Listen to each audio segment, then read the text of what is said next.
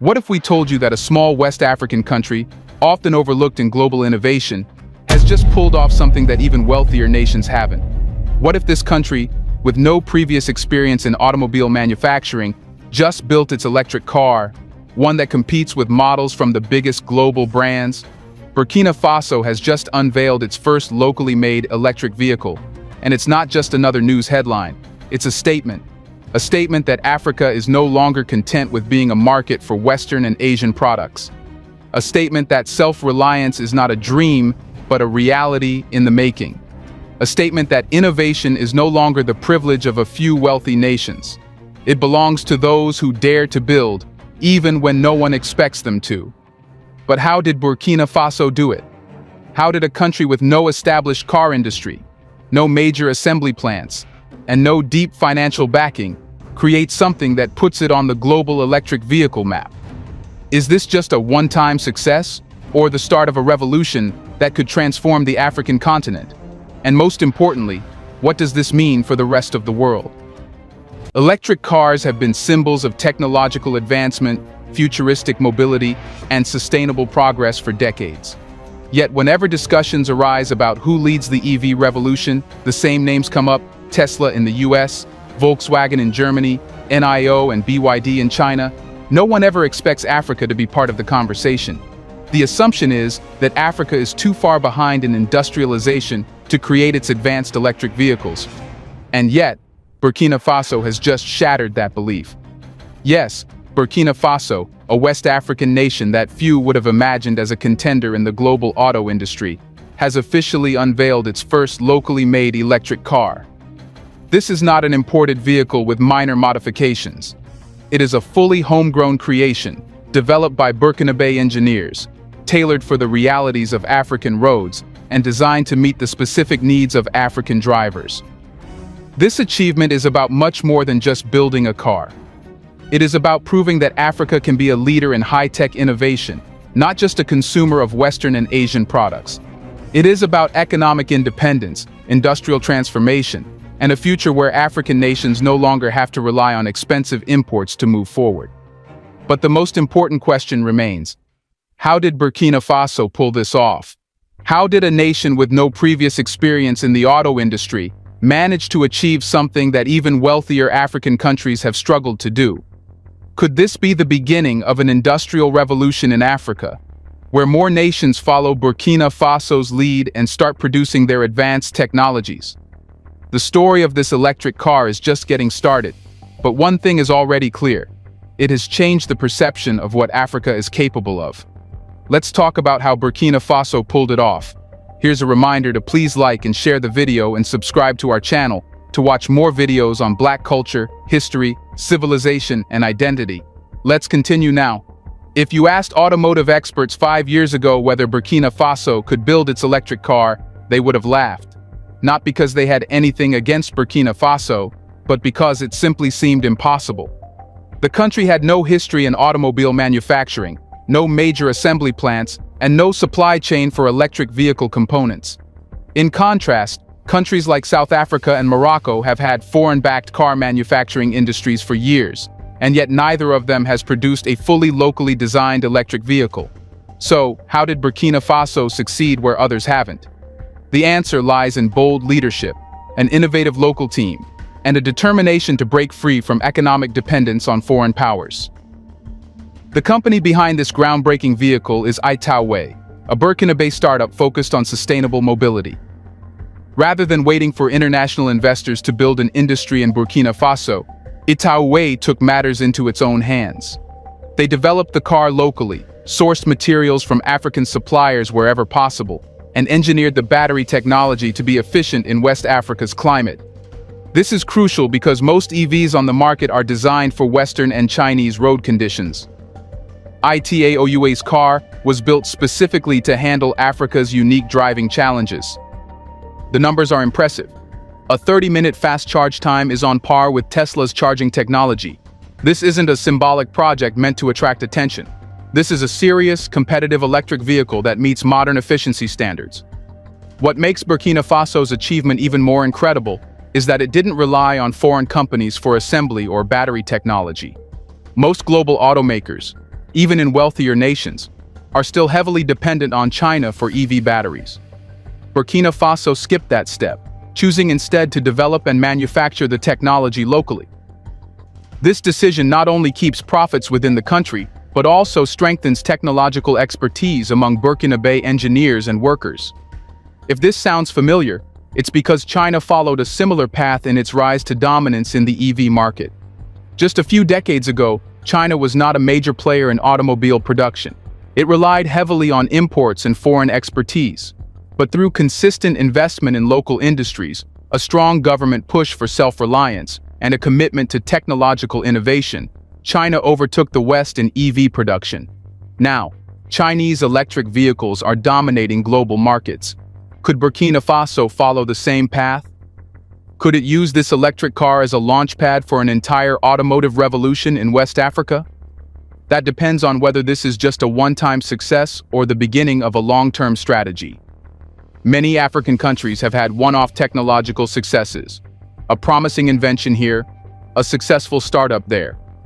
But very few have managed to take these isolated achievements and transform them into long-term, large-scale industries. So, will Burkina Faso's electric car be just another headline, or will it mark the beginning of something much bigger? Under the leadership of Captain Ibrahim Traoré, Burkina Faso has made it clear that this is not just a one-time event. This electric car is part of a broader vision for self-reliance and economic independence. It is not a marketing stunt. It is a calculated step toward building a sustainable, competitive industry. The government has already expressed its commitment to scaling up production. Plans are in motion to develop a local supply chain for EV components, ensuring that future models remain affordable and that Burkina Faso doesn't become dependent on expensive imports. There are discussions about mass production, which would mean creating thousands of jobs, training local engineers, and positioning Burkina Faso as a leader in the African EV market. This has the potential to completely transform Burkina Faso's economy. Right now, like many African nations, Burkina Faso spends a significant amount of money importing vehicles from abroad. If the country shifts toward producing its vehicles, those billions of dollars could stay within the national economy, helping to build infrastructure, schools, and healthcare instead of going into the pockets of foreign automakers. Burkina Faso's success is also inspiring other African nations to think bigger. Countries like Kenya, Nigeria, and South Africa have long discussed developing their own EV industries, but many have been hesitant due to the high costs and reliance on foreign supply chains. Burkina Faso's breakthrough proves that it is possible to build an electric vehicle industry from the ground up, without waiting for Western or Chinese companies to do it first. Of course, the next challenge is scaling up. Right now, this electric car is a proof of concept, but for it to truly make an impact, it needs to be produced in high numbers, sold at an affordable price, and supported by a strong charging infrastructure. That brings us to an even bigger question. Can Burkina Faso's locally made electric car compete with global giants like Tesla? When people hear about an electric car being made in Africa, their first reaction is often skepticism. How could a country like Burkina Faso, with no prior experience in automobile manufacturing, produce an EV that can stand alongside the likes of Tesla, Volkswagen, or BYD? These companies have been refining electric vehicle technology for years, spending billions on research and development. They have global supply chains, cutting-edge factories, and brand loyalty built over decades. Burkina Faso, by comparison, is an unexpected contender in the automotive industry. But here's the thing. Competing with Tesla doesn't mean copying Tesla. Burkina Faso's Traoré electric car isn't trying to be a luxury vehicle packed with the latest artificial intelligence and self-driving features. Instead, it is designed to be practical, durable, and affordable, catering specifically to African consumers. And that's exactly why it could succeed. One of the biggest challenges with electric cars in Africa has been their unsuitability for local road conditions. Most EVs are built with Western infrastructure in mind: smooth highways, frequent charging stations, and well-developed service networks. But many parts of Africa, especially rural areas, still lack these conveniences. Roads can be rough, long distances between cities make charging a challenge, and imported EVs are often too expensive for the average citizen. This is where Burkina Faso's ITAOUA car has a major advantage. It has been engineered to withstand Africa's harshest driving conditions. The suspension is designed to handle rough terrain. The battery system is optimized for hot climates, and the body is built for durability rather than luxury aesthetics. While Tesla's vehicles may struggle on unpaved roads, ITAOUA's car is meant to thrive where others fail. Then there's the question of affordability. One of the reasons why Tesla's vehicles are out of reach for most African consumers is their price tag. Even Tesla's cheapest model costs more than what many Africans earn in several years. Imported electric cars from Europe and China aren't much better. High shipping costs, import duties, and maintenance expenses make them unaffordable for the majority of people. The ITAOUA car, however, is being developed with affordability in mind. Since it is made locally, there are no excessive import fees, no reliance on foreign labor, and no expensive foreign supply chains driving up the cost. If mass production becomes a reality, the price of this vehicle could be significantly lower than anything currently available on the market. Of course, competing in the global EV market isn't just about making a good car. One of Tesla's greatest strengths is its charging infrastructure. The company has built thousands of superchargers across the world, making it easy for owners to recharge their vehicles.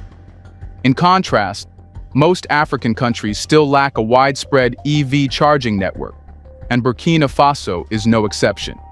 Without enough charging stations, even the best electric car will struggle to gain mass adoption. However, this challenge also presents an opportunity. Burkina Faso could leverage its abundant solar energy to create a network of solar-powered charging stations, making EVs more practical in areas where electricity grids are unreliable. Instead of relying on fossil fuel-based power, Burkina Faso's EV industry could be built around clean, renewable energy, further reducing costs and environmental impact.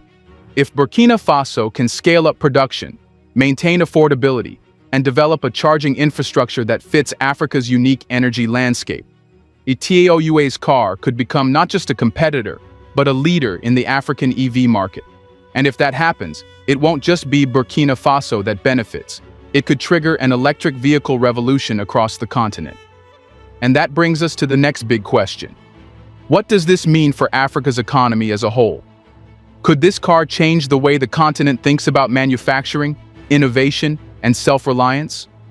Burkina Faso's entry into the electric vehicle industry is not just about making cars. It's about challenging Africa's role in the global economy. For too long, African nations have been treated as markets rather than producers. The continent imports billions of dollars worth of goods every year while exporting mostly raw materials. Cars, in particular, are one of the biggest drains on African economies. Nearly every vehicle on African roads is imported, often second-hand, from Western or Asian countries. These imports are expensive, and they do little to help build local industries or create jobs. But what if Africa flipped the script? What if, instead of buying used vehicles from the West, African nations started producing their cars? Burkina Faso's locally made electric car is a powerful symbol of what is possible. It proves that Africa can build its industries, develop its technology, and take control of its economic future. If Burkina Faso succeeds in turning this electric vehicle into a full-scale industry, the economic benefits will be enormous. First, there's job creation. Right now, unemployment remains a major challenge in many African nations, particularly among young people. A thriving automotive industry would mean thousands of new jobs, not just in car manufacturing, but in battery production, charging station construction, maintenance services, and more. Then there's the issue of trade balance. By producing vehicles locally, Burkina Faso can reduce its dependence on imports, keeping more money inside the country. This shift could also inspire other African nations to follow suit, leading to a more interconnected regional economy where African countries trade with each other, instead of always looking overseas. But the impact goes beyond just economics. There's a psychological shift happening. Burkina Faso's success is sending a message to the rest of Africa. It's proving that innovation is not limited to the West or China. It shows that African nations do not have to wait for foreign investments or international aid to build their industries. They have the talent, the resources, and the vision to do it themselves. Other countries are already taking notice. Kenya, Nigeria, and South Africa have all made moves toward developing their electric vehicle industries. But Burkina Faso's success might be the push they need to take things further. If multiple African nations start building their EVs, it could create a continental shift toward high-tech manufacturing, breaking the long-standing cycle of economic dependency. There's also the environmental angle. Africa is one of the regions most vulnerable to climate change, with rising temperatures and shifting weather patterns threatening agriculture, water supplies, and overall stability. Transitioning to electric vehicles would reduce pollution, cut oil dependency, and promote cleaner energy solutions, which could be a major step forward in addressing these challenges. And what about the rest of the world? Burkina Faso's achievement is forcing global automakers to rethink their assumptions about Africa. For years, Western and Asian car companies have treated Africa as a dumping ground for used cars. But now, with African nations stepping into the EV game, these companies may have to compete with locally made vehicles, changing the entire dynamic of the market. If Burkina Faso's electric car can spark an industry across Africa, it will be one of the most important economic shifts in modern history. It will mean that the world can no longer ignore Africa's potential in high-tech industries. It will mean that future generations of Africans will grow up knowing that their continent is not just a follower, but a leader in global innovation. Also, when a country achieves something groundbreaking, the impact often extends far beyond the initial success. Burkina Faso's locally made electric car is more than just an automotive breakthrough. It is a statement of self-reliance, a blueprint for innovation, and, perhaps most importantly, a catalyst for transformation in other industries. While much of the discussion has focused on how this could inspire more African nations to build their EVs, there's another, less obvious question. What other industries could this revolutionize? One of the most immediate effects is the growth of local battery technology. Electric cars rely on high-performance batteries, and right now, Africa is one of the richest continents in lithium, cobalt, and other key minerals needed for EV production. Yet, instead of refining and using these resources locally, most African countries export raw materials to China, Europe, and the US, only to buy back the finished products at a much higher cost. But Burkina Faso's decision to develop its own EV technology could encourage a shift toward African nations processing their minerals and manufacturing their batteries. If Burkina Faso invests in this sector, it could become West Africa's battery hub, reducing dependence on global supply chains and keeping more wealth within the continent. Beyond batteries, the push for electric mobility could reshape Africa's energy sector. One of the biggest concerns with EVs is charging infrastructure, and in regions where electricity grids are weak or unreliable, this is a major challenge. But Burkina Faso's success presents a unique opportunity. What if the continent powered its EV revolution using solar energy? Africa has some of the highest solar energy potential in the world, yet solar technology remains underdeveloped in many areas. If EV adoption rises, it could force African governments to invest more heavily in solar farms and decentralized energy systems, creating a cleaner, more sustainable energy future. There's also the question of education and workforce development. Historically, Africa has had to import technical expertise from foreign countries to run high-tech industries. But if more African nations invest in EV production, this will drive demand for skilled engineers, battery scientists, and software developers. Universities and technical institutes will need to expand their curricula to train the next generation of African innovators. Over time, this could raise Africa's standing in the global tech industry, allowing the continent to compete in fields beyond just electric vehicles. Then there's the broader cultural shift. For decades, African consumers have been conditioned to believe that the best products come from the West or China. Locally made alternatives have often been dismissed as inferior, simply because they weren't foreign. But the success of Burkina Faso's electric car is changing this perception. If a homegrown company can produce a competitive EV, what else can African entrepreneurs build?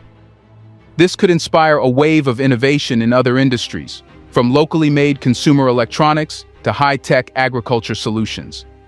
At its core, Burkina Faso's electric car isn't just about mobility, It's about confidence, ambition, and the realization that Africa doesn't have to wait for the world to innovate. It can lead. And while the road ahead won't be without challenges, one thing is certain. This is only the beginning of a much larger transformation. Do you think Africa will grow as a great EV industry? Should we thank Traoré for this? Let us know in the comment section. What other sectors do you expect Traoré to improve? Do you want to watch more videos like this one? If so, subscribe to our channel and press the bell icon next to it. We have decided to bring videos on something nobody talks about: the Black culture, civilization, history, and evidence about how glorious Blacks have been. Thanks for watching, and until the next video, stay tuned.